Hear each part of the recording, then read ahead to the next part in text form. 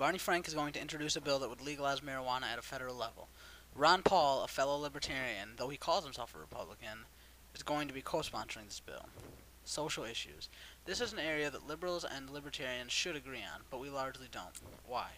Most liberals are only true liberals economically, and they take the typical moderate route socially. Now, I don't agree with conservatives either. Even a true conservative doesn't support individual liberty, yet they claim to support small government. Well, you cannot have one without the other. I find it so funny that conservatives are up in arms about all this legislation that invades on people's rights to smoke cigarettes. Yet no one says a word about the status quo, which invades on our rights to smoke pot. There are no legitimate arguments about why pot should be illegal. All I hear from people who support it being illegal are, I don't like it, and it's bad for you. Those are horrendous arguments that have no base. Let's start with the first one. I don't like it. Quite frankly, who cares? I didn't know that we were legislating what you did not like. Many of you that show your dislike for these laws of invading the cigarette smokers' rights don't yourselves smoke, yet you don't like smoking. Why do you defend their rights, but yet you seek to invade on the rights of others who have a different taste than you? It's as ridiculous as banning fast food because you don't like it. This is also bad for you, and many people don't eat it. There's no reason to make it illegal. Now the second argument, it's bad for you. Well, what isn't bad for you? As I said, fast food is bad for you, cigarettes are bad for you, alcohol is bad for you. Medical pills have negative side effects that are bad for you. Sitting down causes your body to lose the ability to burn fat, and that is bad for you. Driving can kill you. I mean, really, what do we do that doesn't somehow, some way, kill at least some of us? Now, let me also say that weed isn't really that bad for you. But anyways, let me take it a step further. There should be no such thing as a victimless crime. Drugs should be legal. Prostitution should be legal. The entire point of government is to preserve our freedom. When government actually invades on our freedom, it is defeating its entire purpose and the whole reason why it was put into place. I mean, think about it, really. We as people were not born into government. We were born into anarchy, total freedom. Why would we break away from total freedom? Is it because we didn't like certain things and we didn't want our neighbor to do those things, like modern politicians do to us? No. The strong, the elite, took over. They enforced their will on the weak. They took away from the freedom of the weak. People could steal from you. People could kill you. More or less, people could take away from your rights. Now the government takes away our rights. Anyways, because people were taking away our rights, we needed to put a government into place to prevent that from happening. And that is it. I mean, really think about that point. We did not originally have government. We collectively decided we needed it. Would we collectively enter into an institution that actually gave us less rights? No, of course not. That's preposterous. We would enter into an entity which protects our rights, thus giving the non-elite more rights than they would have had without it. Everyone enjoys freedom. That is an institution people would enter into. Nowadays, the government takes away your rights. The government is the elite of primitive societies. The government pushes us around and tells us what we can and cannot do.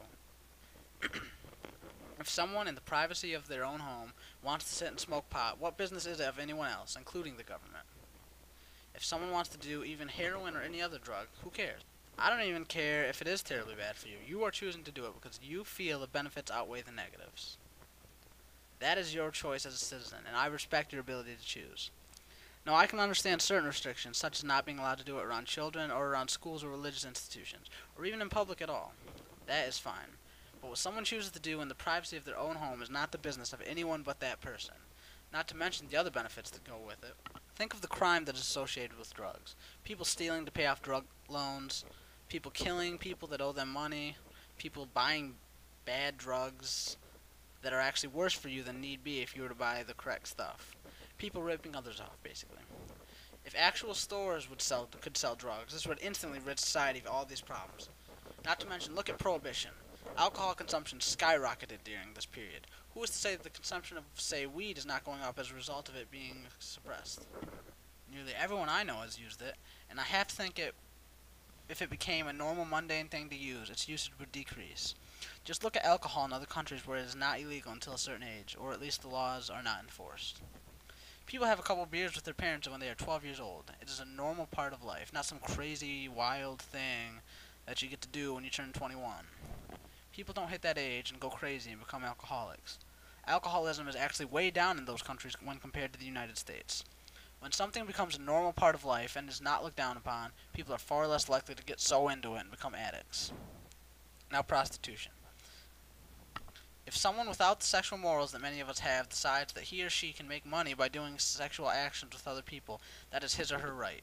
If someone wants to use that service, that is his or her right. Once again, I can understand certain restrictions, but it is your right. That's something called individual liberty. There's something called individual liberty and pursuit of happiness that people forget about. I mean, it's the free market. How can those conservatives who support free market economics get in the way economically of people who think they can make a living in this way? Sure, it's against your morals, but who are you that your morals should apply to everybody? Now think of the positives that can come from this. There could be actual businesses of prostitution. Reputable businesses that could make sure everyone is checked of AIDS. They would want to protect the interests of their clients. This would help a lot with the crime associated with prostitution, as well as the health risks. No more AIDS being transmitted through prostitution. No more abusing or killing prostitutes. Now, you can disagree with people who use drugs or become prostitutes all you want, but understand that your likes and dislikes do not mandate law. Law should not be concerned with what an individual considers wrong or bad, because another individual might disagree. This country is supposed to be about protecting the minority. Well, I guess that doesn't apply when what the minority wants is bad or icky. Libertarianism is a blend of true liberalism and true conservatism. We, however, are a true blend. Neoliberalism is moderate socially, while libertarians are truly liberal socially. Neoconservatives are moderate economically, while libertarians are truly conservative economically. Now understand that I'm not for anarchy. I've already said the problems with anarchy, but understand the positives of it, and let's try to bring the positives of government and shed the negatives, bringing the best of both worlds to ensure absolute freedom and individual liberty.